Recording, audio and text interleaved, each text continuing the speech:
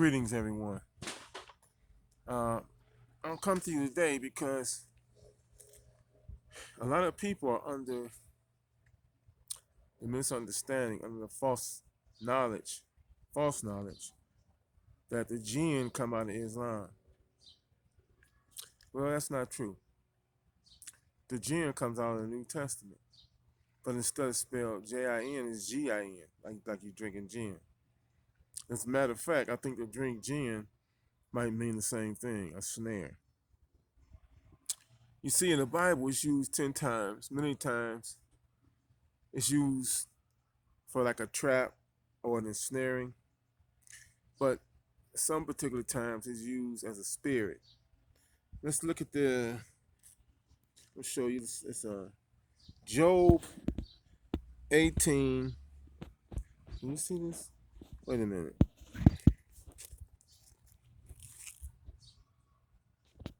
Wait a minute. How do I turn this shit around? I don't know anyway. I don't know if you can see this. Job 18:9. If you can't see it, get your Bibles. Job 18:9. It says, the net takes him by the heel. Well, they got this the net, and a snare lays hold of him. They didn't say a jinn, but I don't know why they took that out in this book. The word jinn. This is the fuck is it? Time space. Okay, this is not gonna be my Bible. This one of them new fandangled new. Somebody learned a little Greek translations. They try to make it nice. They try to take the brunt out of it. It says in the King James that a jinn shall take hold of his heel. Jinn does mean snare, but they're talking about spirits. Jinn are spirits, ensnaring spirits. In Isaiah, I think it's Isaiah 24. Let me see here. Where is Isaiah 24?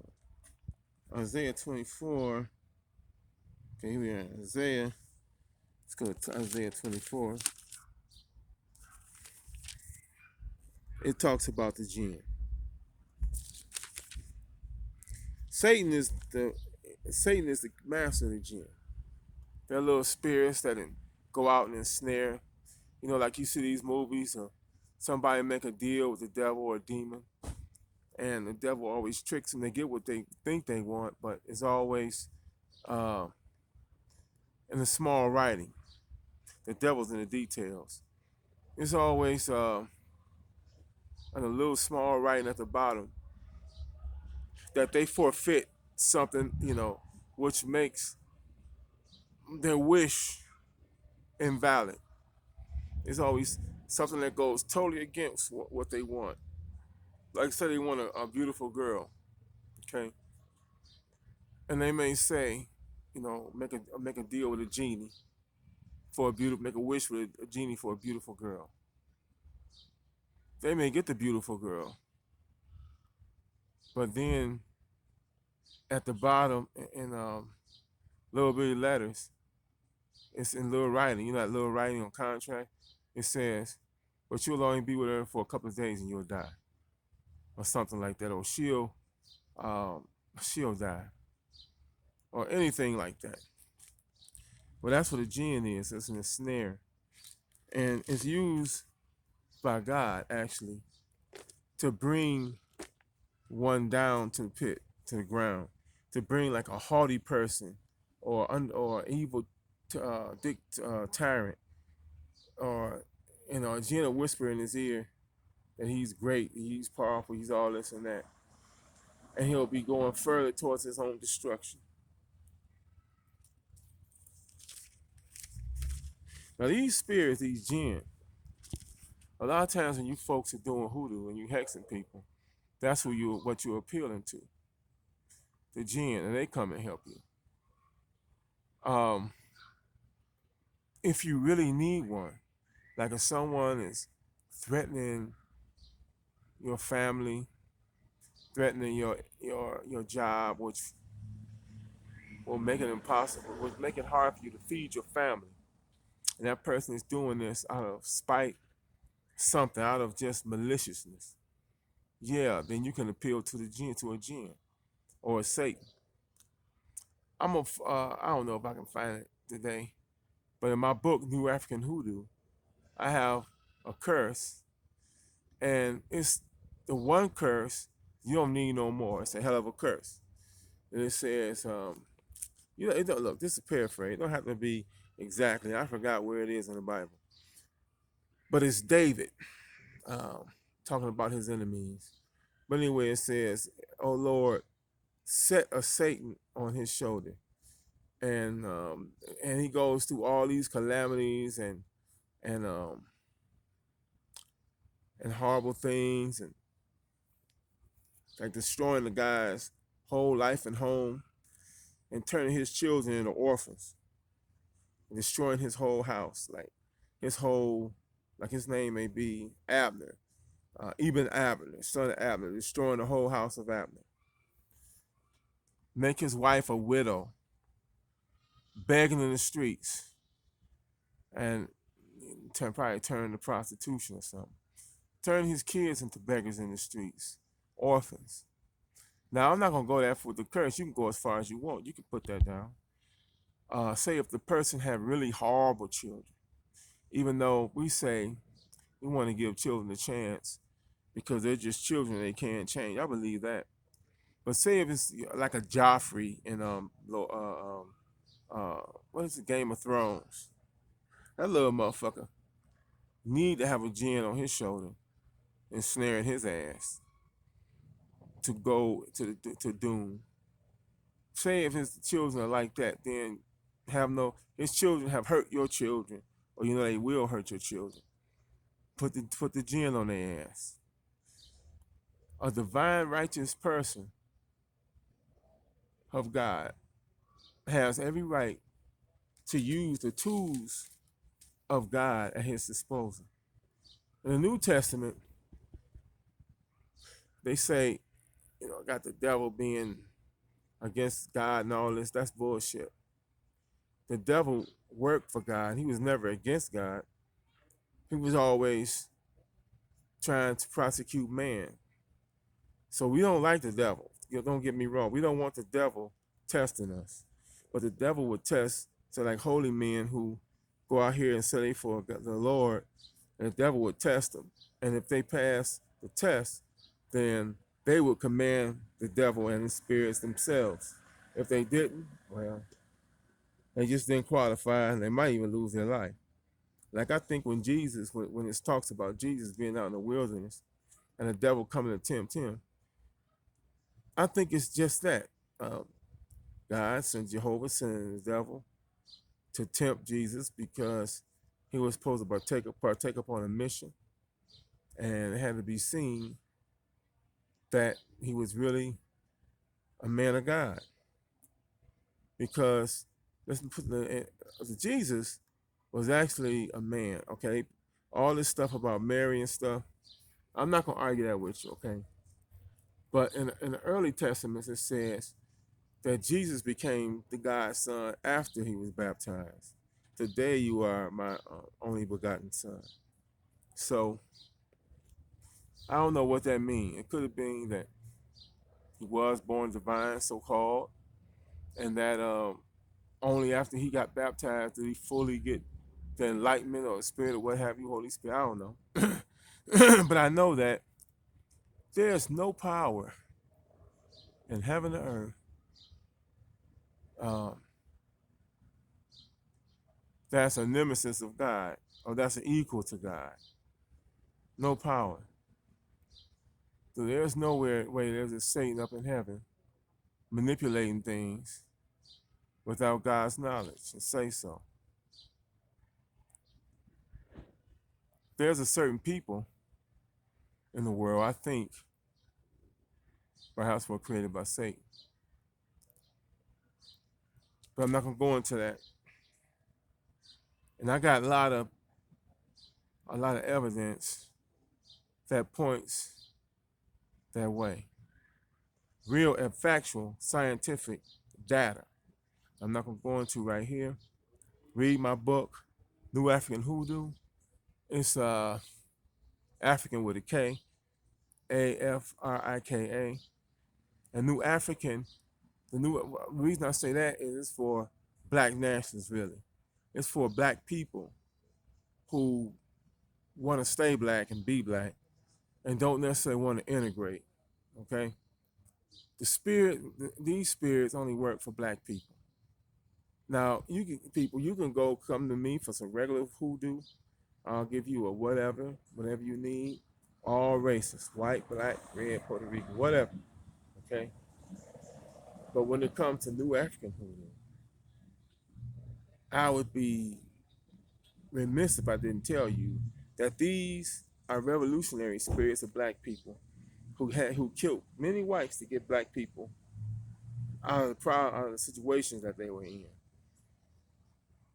People say, why do I even deal with something like that? Well, because those are our ancestors and they helped us and they gave their life for us. And for me to be like, oh well, they that was them. They shouldn't be holding a grudge. Or Christianity say forgive that. That's bullshit. I'm not gonna ever throw my ancestors away, regardless of what they did. No, I'm not saying that I want to destroy white people or nothing. I mean, they destroy themselves. But our ancestors killed a lot of white people to get us free. And these are the ancestors: Marcus Mosiah Garvey, Honorable Malcolm Omowale X, um, you name it, Honorable Mother Harriet Tubman. Uh, all of our ancestors that stood for something are the ancestors that I deal with when it comes to New African Hoodoo. Now, New African, the reason I say New African, because there was a revolutionary group called Republic of New Africa. And they stood for blacks getting 5 states in the South, United States, and creating their own homeland. And that group had several fights with the FBI, and they did not come out on the losing side. They killed more police and FBI than killed them, but a lot of them got killed too now. But the bad, sad part is that they went to prison. The Republic of New Africa was the guerrilla warfare arm of the Black Panther Party. Even though Black Panther Party had to get down themselves sometime. But the Black Panther Party was more the political side. Now that I've told you, I'm gonna give you this spell. Okay, now this spell, this is paraphrase. I can't find it in here, but it says, like I told you, David was being encompassed on all sides by his enemies. His enemies were saying things about him, what have you, what have you, And he asked God to put a snare on probably a particular enemy or all his enemies' shoulder. Other stuff, sorry. Put a Satan. Satan is a stumbling block. And that's also a spirit. Satan and Jinn are interchangeable. Satan's, hot Satan. It means adversary. So say put an adversary on his shoulder and let his house come to ruin, let his property, his wealth, everything come to ruin, let his health come to ruin, let him die harsh, and let his children become orphans, beggars in the street, let his wife become penniless. And I think I can't remember, it said prostitute herself for pennies or something like that. I don't know, I forgot that. But I think it implied that, and you can put that in your spell.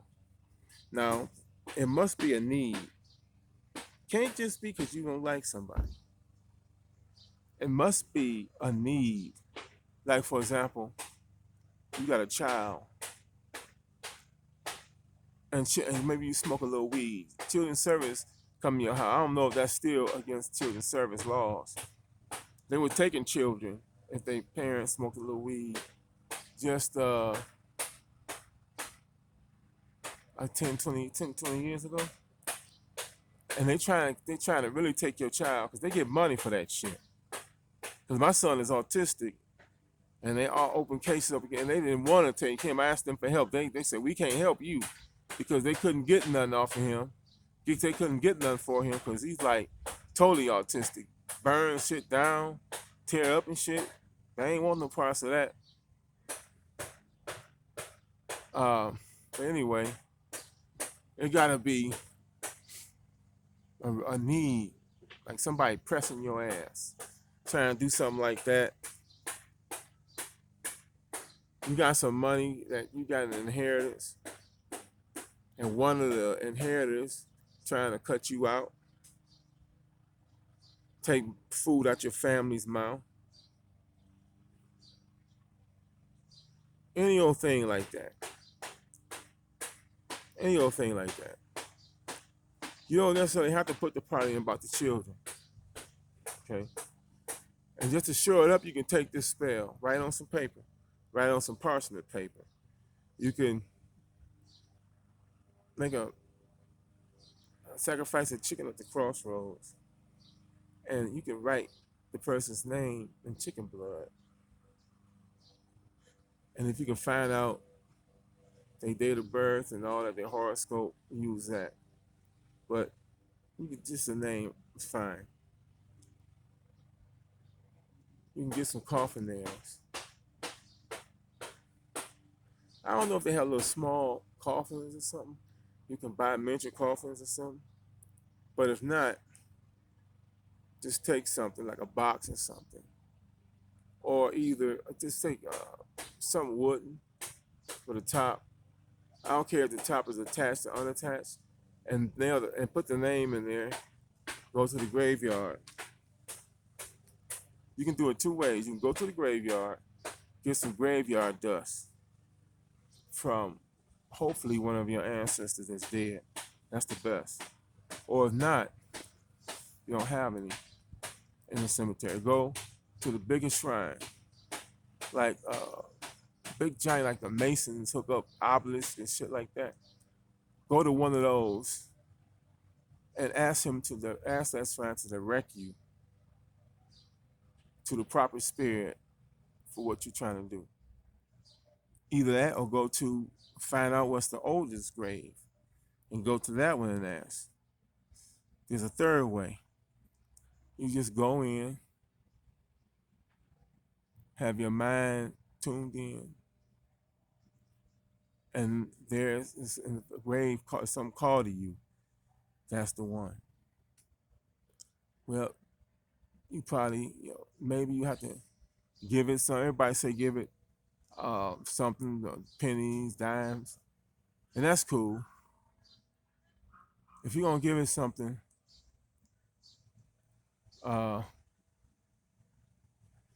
put one on each side of the chest, maybe like a cross on where the body would be. And of course you bury it, and first you put dirt on it, and you can bury this small box with that name in it, with the curse written in chicken blood, for the Father to set a Satan against your adversary. Another one, you can take the graveyard dirt, put it in a box, put it on top of the name paper, put nails in it. You can even get, the nails are symbolic, because you can get a shoebox, and you can take the nails and nail them in the sides where the top goes on the shoebox. That's where you have to nail it shut. You can do that and have the name paper. Some people take graveyard dirt, put it on the candle, take the name paper and put it on the side of the candle and burn it down. And they put coffin nails around it, okay?